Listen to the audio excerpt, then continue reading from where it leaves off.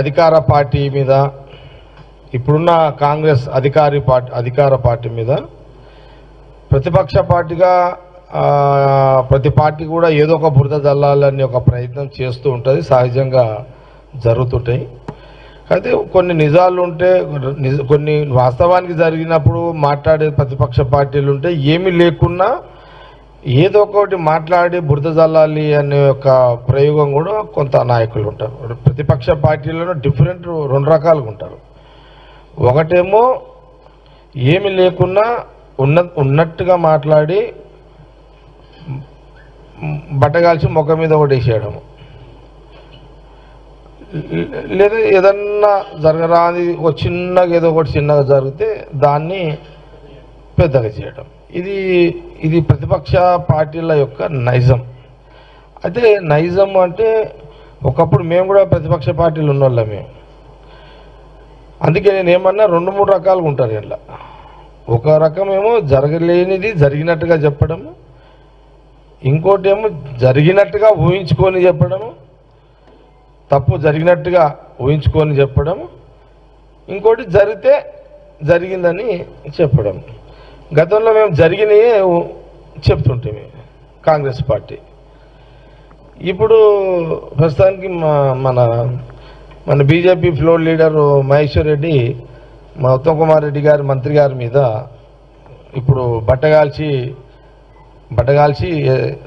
కార్యక్రమం పెట్టింది. ఇప్పుడు సరే, అనుమానాలు ప్రతిపక్ష నాయకుడిగా, ఫ్లోర్ లీడర్గా, బీజేపీగా ఆయనకు అనుమానాలు రావద్దు, లేకపోతే ఆయన మాట్లాడవద్దు, లేకపోతే ఆయన బట్టగాల్చి మీద వేయొద్దు అని మేమేం అంటలేము. అది కానీ కొంత తెలంగాణ రైతులను కన్విన్స్ చేయడము, తెలంగాణ ప్రజలను కన్విన్స్ చేసే స్టేట్మెంట్లు వస్తున్నాయి. కాబట్టి కొంత పార్టీ పరంగా కొంత సరే ఇది ప్రభుత్వము. నేను ఈరోజు ప్రెస్ మీట్లో ముఖ్యంగా రావడానికి కూడా కారణం ఏంటంటే, ఉత్తమ్ కుమార్ రెడ్డి మినిస్టర్ గారే నేను మన మహేశ్వర్ రెడ్డి ఏదైతే బట్టగాలు చేస్తున్నాడు నా మీద, మరి ఒకసారి పార్టీ పరంగా అది వర్కింగ్ ప్రెసిడెంట్గా నువ్వు కూడా మాట్లాడితే బాగుంటుంది అని ఉత్తమ్ కుమార్ రెడ్డి మినిస్టర్ గారు నాకు చెప్పడం జరిగింది. అందుకోసమని నేను ఈ యొక్క ప్రెస్ మీట్లో ప్రధానంగా ఇప్పుడు ఒక విషయం క్లియరు, చాలా స్పష్టంగా కాంగ్రెస్ గవర్నమెంటు అక్కడ సీఎం రేవంత్ రెడ్డి గారు కానివ్వండి, ఈ క్యాబినెట్లో ఉత్తమ్ కుమార్ రెడ్డికి శాఖపరమైన ఈ అంశాలు కానివ్వండి, ఇప్పుడు ప్రధానంగా ఏంది, ఇప్పుడు ప్రభుత్వము కాంగ్రెస్ గవర్నమెంట్ వచ్చిన కాడ నుంచి వర్షాలు పడ్డాయి, ధాన్యం తడిసింది. ఇది సహజంగా ఇమ్మీడియట్లీ ప్రభుత్వాలు స్పందిస్తే రైతులు హ్యాపీగా ఫీల్ అవుతారు, లేటుగా స్పందిస్తే కొంత రైతులు అన్హ్యాపీగా ఫీల్ అవుతారు. పంటలో కూడా పండిన ధాన్యాన్ని కూడా వంకలు పెడితే దానివల్ల కూడా రైతులు ఇబ్బంది పడతారు. కానీ ఇక్కడ కాంగ్రెస్ గవర్నమెంటు ఇప్పుడు సరే ఇప్పుడు దీని మీద కొంత ఇప్పుడు తడిసిన ధాన్యం మీద ఇప్పుడు రంగు మారిన మొలకెత్తిన అన్ని రకాల ధాన్యాన్ని కూడా ప్రభుత్వము మద్దతు ధర ఇచ్చే కొనుగోలు చేస్తుంది. ఇది ఆల్రెడీ చాలా సందర్భాల్లో సీఎం రేవంత్ రెడ్డి, ఉత్తమ్ కుమార్ రెడ్డి గారు చెప్పడం కూడా జరిగింది. చెప్తూనే ఉన్నాడు కదా. ఆల్రెడీ నేను చెక్ చేసిన, నా నియోజకవర్గానికి ఫోన్ చేసిన ఇంత మొదలే, ఏంది ఏమన్నా మరి ఇక్కడ బీజేపీ మహేశ్వర్ రెడ్డి కొంత ఏదో కొంపలు మూలిపోయిందని చెప్పి రోజు ఆవేదన వ్యక్తం చేస్తుండే. ఏది నిజం ఏది అబద్ధమో చెక్ చేస్తే మా దగ్గర మా బ్లాక్ ప్రెసిడెంట్ రామరెడ్డిని ఫోన్ చేస్తే, లేదు వారం రోజు రంగు మారిన మొలకెత్తిన విత్తనాలు కూడా ఆ ధాన్యాన్ని కూడా తీసుకుంటున్నారు, ఇబ్బంది లేదు, పేమెంట్లు ఏందని కూడా అడిగిన. 1 వీక్ 10 డేస్లో పేమెంట్లు కూడా వస్తున్నాయని కూడా చెప్పిండు. అది క్లియర్. అదిగా ఇప్పుడు నేను చెక్ చేసే ప్రెస్కి వచ్చిన అనమాట, విన్నారా. అట్లాగే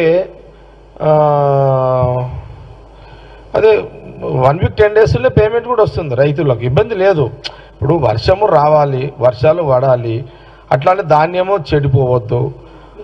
రైతులు నష్టపోవద్దు. ఇది అధికార పార్టీలో ఉన్న కాంగ్రెస్ పార్టీ నాయకులము మా ప్రభుత్వం కోరుకునేది అదే. జనరల్ ఎవరైనా అదే కోరుకుంటాం మనుషులం. కాబట్టి అదొకటి మీ గాంధీ భవన్ మీడియా ద్వారా కొంత క్లారిటీ ఇవ్వడం, ప్రభుత్వం ఒక పాలసీ కరెక్ట్గానే పనిచేస్తుంది కాంగ్రెస్ గవర్నమెంట్ అన్నదాన్ని చెప్పడం జరుగుతుంది.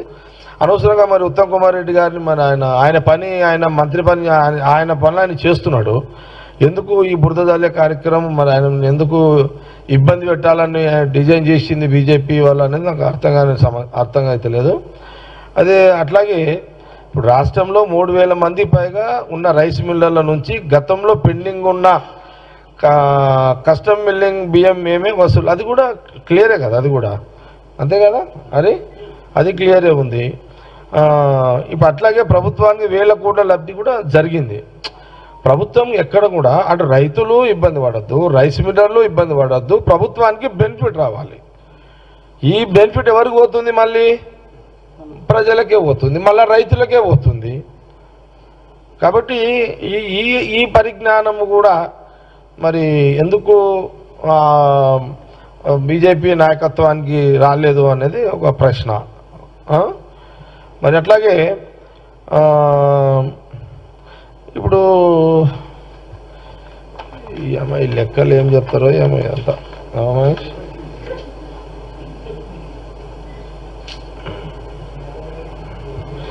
ఇప్పుడు బాబం ఇప్పుడు మరి ఎందుకు ఉత్తమ్ కుమార్ రెడ్డి గారిని మళ్ళీ బీజేపీ వాళ్ళు టార్గెట్ చేస్తుండో, Maheshwar Reddy CLP floor leader మరి ఎందుకు ఆయన టార్గెట్ చేస్తున్నాడో నాకు అర్థమవుతలేదు. మరి ఎందుకు కోపం వచ్చింది మహేశ్వర్ రెడ్డికి ఉత్తమ్ కుమార్ రెడ్డి మీద కూడా అర్థమవుతలేదు నాకు అది.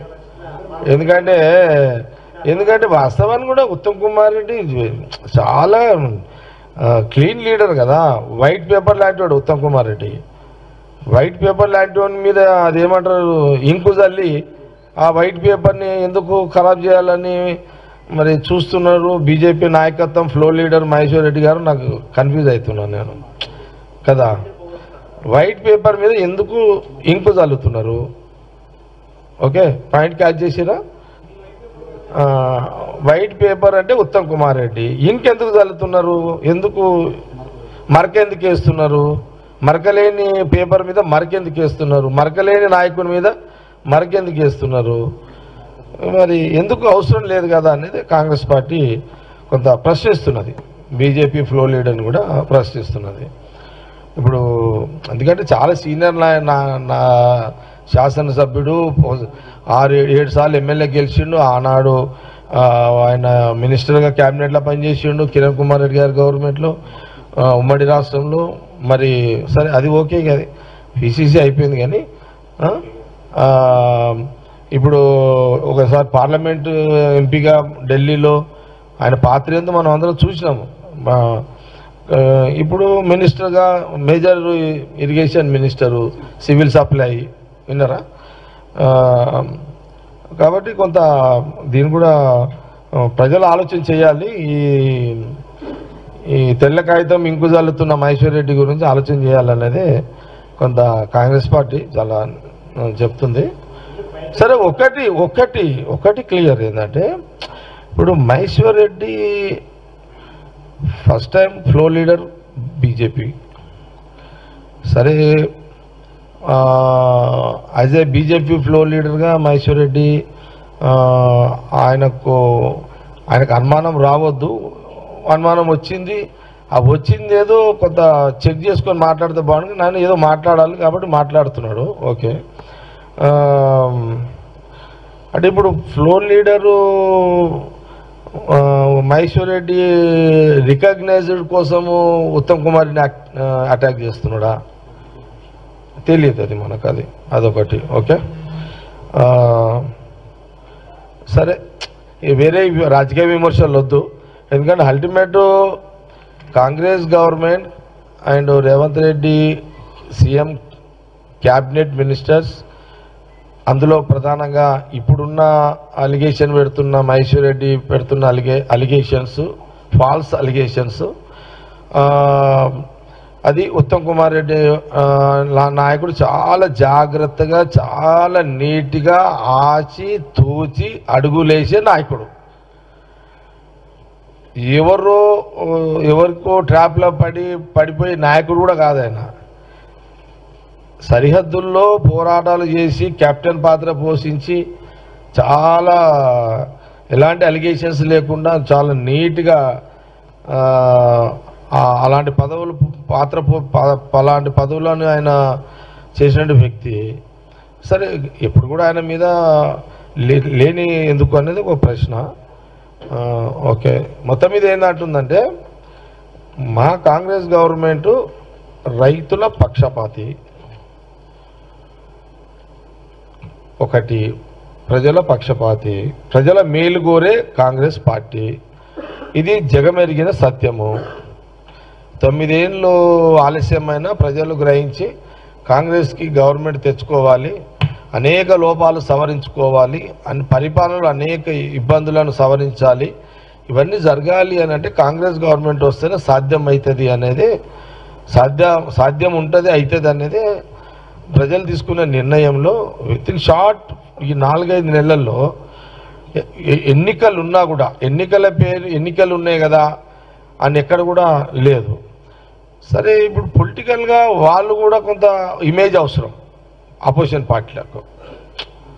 ఇప్పుడు అపోజిషన్ పార్టీలను కూడా ప్రజలు గుర్తించాలంటే ఏదో ఒకటి అనాలి కాబట్టి వాళ్ళు అంటున్నారు. అందులో ఇప్పుడు బీజేపీ ఒక సైడు, బీఆర్ఎస్ ఒక సైడు ఒక రోల్ తీసుకున్నది వాళ్ళని. ఇప్పుడు కాబట్టి నిజంగా జరిగితే రాధాంతం చేకూరి వీళ్ళు ఇది వాస్తవం కాదు కాబట్టి వాళ్ళు ఏదో మీడియాలలో మాట్లాడుతున్నారు, దీని మీద కొంత ఫోకస్ చేసుకుంటున్నారే తప్పితే ఇది వాస్తవాన్ని కూడా 101% ఇవన్నీ అవాస్తవాలు, ఇవన్నీ తప్పుడు ప్రచారాలు, లేనిది ఉన్నట్టుగా చిత్రీకరించడమే బీజేపీ ఫ్లోర్ లీడర్గా మహేశ్వర్ రెడ్డి ఒక ప్రణాళిక పరంగా మీడియాలో అతను మాట్లాడుతున్నాడు. ఇది కాంగ్రెస్ పార్టీ తీవ్రంగా మేము ఖండిస్తున్నాము.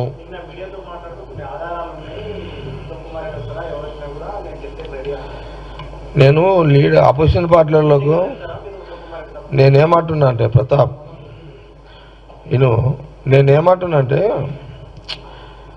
మీరు ఏమంటున్నావు, నువ్వేం అడుగుతున్నావు? నా దగ్గర ఆధారాలు ఉన్నాయి, నేను ఈ కాగితాలు పట్టుకొస్తా, నా దగ్గర రండి అని అంటారు. ఇది ఇసంటి డైలాగ్స్ పాత ఇవన్నీ నాకు కూడా నా చెవులకే తుట్లు పడ్డాయి ఇవన్నీ కదా. అది అసలు ఈ చర్చకు రండి, మాత కాగితాలు ఉన్నాయి, మాత ఆధారాలు ఉన్నాయి, నాతో లింకు డాక్యుమెంట్లు ఉన్నాయి. నేనేమంటానంటే ఉంటే మీకు ఇచ్చేయండి, మీడియాకి ఇచ్చేయండి. దానికి ఉత్తమ్ కుమార్ రెడ్డి డీజిల్ బొక్క ఎందుకు ఆడదాకొచ్చుడు? ఎంతైనా బొక్కనే కదా. కాని పనికి డీజిల్ ఖరాబ్ ఎందుకు చేయాలి ఉత్తమ్ కుమార్ రెడ్డి? నేనేమంటున్నానంటే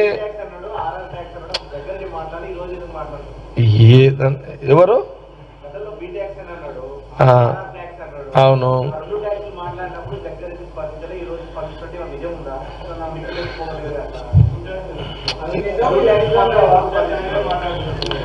నేను ఈ ప్రెస్ మీట్లో నేను ఇట్లా మాట్లాడుతున్నానంటే దీనికి ఒక డిజైన్ ఉంటుంది, దీనికి ఒక వ్యూహం ఉంటుంది. ఏనండి, ఉత్తమ్ కుమార్ రెడ్డి మినిస్టర్ గారు చాలా స్పష్టంగా అజయ్ జగ్గారెడ్డి వర్కింగ్ ప్రెసిడెంట్గా నీవు ప్రెస్ మీట్ పెట్టి కొంత ఖండన చెయ్యి అని వారు చెప్పడం జరిగింది. అందుకే నేను ప్రెస్ మీట్లో మాట్లాడడం కూడా జరుగుతుంది. ఇది వీడికే క్లోజ్ చేసుకోండి అని నేను హితువు చెప్తున్నా. ఏమని చెప్తున్నా? మహేశ్వర హితువు పలుకుతున్నా. మహేశ్వర్ రెడ్డి గారు మీరు ఇది బ్రేక్ చేసుకోండి. ఇది ఆధారాలు లేని అభియోగాలు, ఆధారాలు లేని ఉత్తమ్ కుమార్ రెడ్డి గారి మీద అభియోగాలు, మీరు బ్రేక్ చేసుకోండి. మీరు మళ్ళీ నేను మాట్లాడినా కదా, మళ్ళీ మీరు ప్రెస్ మీట్ పెడతారు, మళ్ళీ మీరు పెడితే ఆయన పెడతాడు, నేను పెడతా అది చెప్తున్నా. ఇప్పుడు ఇది ఎటు పోతుంది ఇదిగా. నేను ఇప్పుడు ఈ ప్రెస్ మీట్లో చాలా నీట్గా చెప్పినా కదా.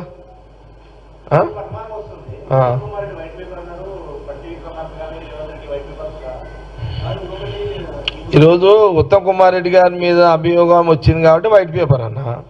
రేపు రేవంత్ రెడ్డి గారి మీద అంటే అది వైట్ పేపరే. రేవంత్ రెడ్డి కూడా వైట్ పేపరే, బట్టి పేపర్ కూడా వైట్ పేపరే. అనుమానం లేదు, దాంట్లో అనుమానము లేదు, ఏం డౌట్ తినకండి.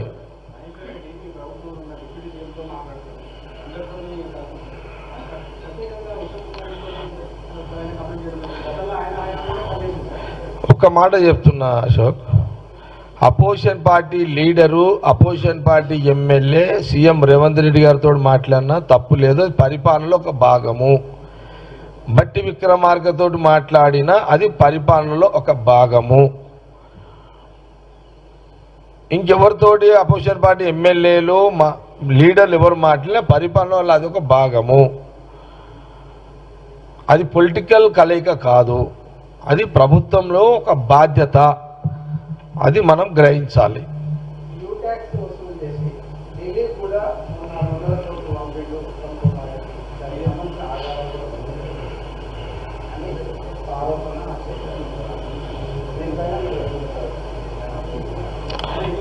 ఇప్పుడు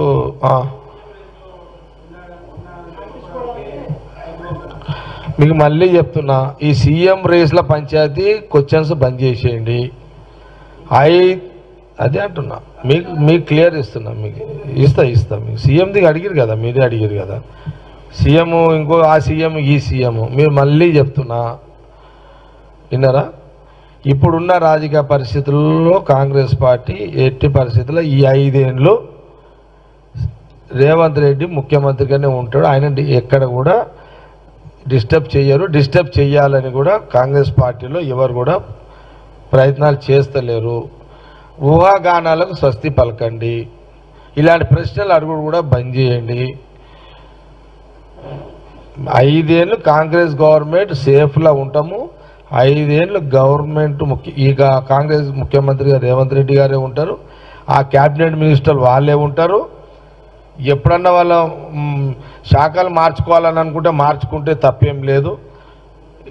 ఇంకా 6 శాఖలు ఉన్నాయి, ఇంకా 6 మంది మంత్రులు ఉన్నారు. బహుశా సోనియా గాంధీ, రాహుల్ గాంధీ, కేసీఆర్ గారు, ఖార్గే గారు కూర్చొని 2 నెలలో 3 నెలలో అటో ఇటో అది కూడా క్లియర్ చేసేస్తారని నేను అనుకుంటున్నా. విన్నారా? కాబట్టి ఎక్కడ లేదు, ముఖ్యమంత్రి గారితో పాటు ఉత్తమ్ కుమార్ రెడ్డి గారితో పాటు ఎంటైర్ టీమ్ మినిస్టర్స్ అందరు కూడా వాళ్ళ శాఖల్లో ప్రజలకు ఎట్లా న్యాయం చేయాలి, 9 ఏళ్ల పరిపాలన టీఆర్ఎస్ బీఆర్ఎస్ గవర్నమెంట్ యొక్క లోపాలను, వాళ్ళ పరిపాలనలో లోపాలను సవరించుకుంటూ, ఆర్థిక ఇబ్బందులను సవరణ చేసుకుంటూ, ఎప్పటికప్పుడు కాంట్రాక్టర్లలో గతంలో మునిగిపోయిన వాళ్ళని బతికిస్తూ, మళ్ళీ కొత్త కాంట్రాక్టర్లను బతికించుకుంటూ ప్రజా పరిపాలన అందిస్తున్నది కాంగ్రెస్ గవర్నమెంట్. దీంట్లో చాలా స్పష్టంగా మీకు మీ ద్వారా యావత్తు తెలంగాణ ప్రజలకు తెలియజేస్తున్నా. మాకెందుకు భయ్, మీకు ఇచ్చేయమని రాదు, ఈ పంచాయతీ వద్దు. నేను ఏం చెప్తున్నట్టే మహేశ్వర్ రెడ్డి గారికి, వద్దు, నీ దగ్గర ఏమైనా ఉంటే ఇచ్చేసేయి, ఏముంది, మీరు పెద్ద పాలక మీరు ఇవ్వకుంటారా? సాక్ష్యం ఇస్తే ప్రెస్ మీట్ ఓకే. 2 రోజులు మహేశ్వర్ రెడ్డి గారు ఆయన బీజేపీ ఫ్లోర్ లీడర్, ఆయన ఏదో చెప్పుకున్నాడు, okay. As opposition party leader కాపూర్తి కూడా ఇంత పెద్ద కాంగ్రెస్ ఇచ్చిన డెమోక్రసీలో మాట్లాడకపోతే ఎట్లా? ఇంత పెద్ద తెలంగాణ డెమోక్రసీ లేని తెలంగాణ ప్రాంతంలో ఇంత పూర్తి స్వేచ్ఛని చేసినాం మేము. రేవంత్ రెడ్డి రాగానే ఏమో చేస్తే ఏం చేసాడు, ఏమని అంటున్నాడు, ఏమన్నా వదిలేసాడు కదా, ఏముంది, పోండి ఎవరన్నా మాట్లాడుకోపోండి, ఆడ కూర్చోండి. ఇందిరా పార్క్ కూడా వదిలేసినాము, ఫ్రీగా కూర్చోండి, చెప్పుకోండి. నేనేమంటున్నా అంటే, ప్రతాప్, మీ దగ్గర ఆధారాలు ఉంటే ఇచ్చేసేయండి. మీరు బ్రేకింగ్లు వేస్తారు కదా, పంచాయతీ ఏముంది?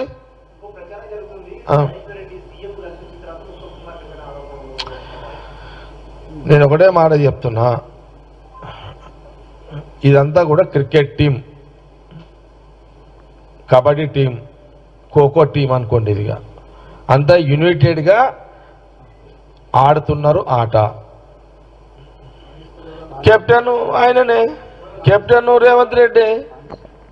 ఇవాళ ఇంకా ఇంకా దాంట్లో కన్ఫ్యూజ్ అవసరం లేదు. ఇక అనుమానాలు 1,00,000 వస్తాయి చాలామందికి, మీడియా కూడా 1,00,000 అనుమానాలు వస్తాయి. తప్పు లేదు, మీ అనుమానాలు తప్పు లేదు, మీరు అడుగుడు తప్పు లేదు, మేము సవరణ చేస్తున్నాం కదా, ఏమి ఇబ్బంది దాంట్లో ఇబ్బంది ఏం లేదు.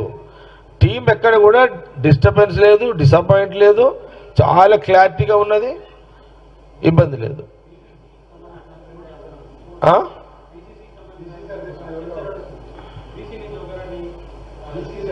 కరెక్ట్ అని ఇప్పుడు దాంట్లో పోతే ఇది లేదు. నేను ఏమంటున్నానంటే ఉత్తమ్ కుమార్ రెడ్డి ఉత్తమ్ కుమార్ రెడ్డికి సంబంధించి శాఖపరమైనటువంటి అంశం నడుస్తుంది. పిసిసి అనేది ప్యూర్లీ పొలిటికల్ అంశం. నేను మళ్ళీ ఎప్పుడైనా ప్రెస్ మీట్ పెట్టినప్పుడు తప్పకుండా పిసిసి ప్రెసిడెంట్ విషయంలో నేను స్పందిస్తాను మళ్ళీ మీకు.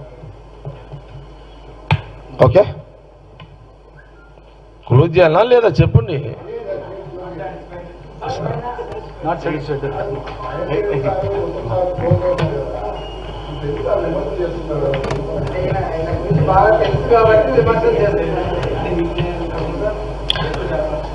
ఇప్పుడు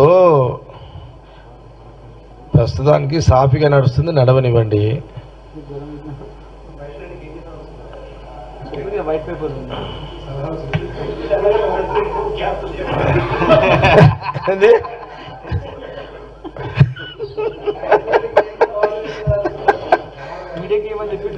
మీడియాకి నేనేమంటున్నా, సింపుల్ మ్యాటర్,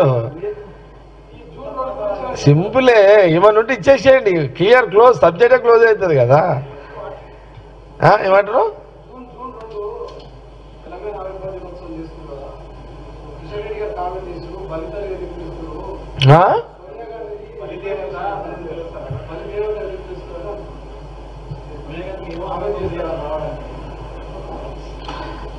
నేను అనుకుంటా దీని మీద సీఎం రేవంత్ రెడ్డి గారు మాట్లాడుతున్నారు కదా. ఎందుకంటే ఇప్పుడు మేడం సోనియా గాంధీ గారి డేట్ ఫిక్స్ అవుతుంది. ఇప్పుడు ఆయననే సీఎం, ఆయననే పిసిసి ప్రెసిడెంటు. ఖచ్చితంగా మేడం గారిది ఫిక్స్ కాగానే మీడియా ముందుకు వస్తాడు, ఆయన్ని ఆడుకుంటాడు కిషన్ రెడ్డి తోటి. ఏమున్నది అట్లా పెద్ద కదా. కొన్ని గేమ్స్ మా సీఎం రేవంత్ రెడ్డి కూడా వదిలేతాం మరి, అన్ని మేమే ఇట్లా కెప్టెన్కి వదలాలా లేదా మేము కూడా కొంత.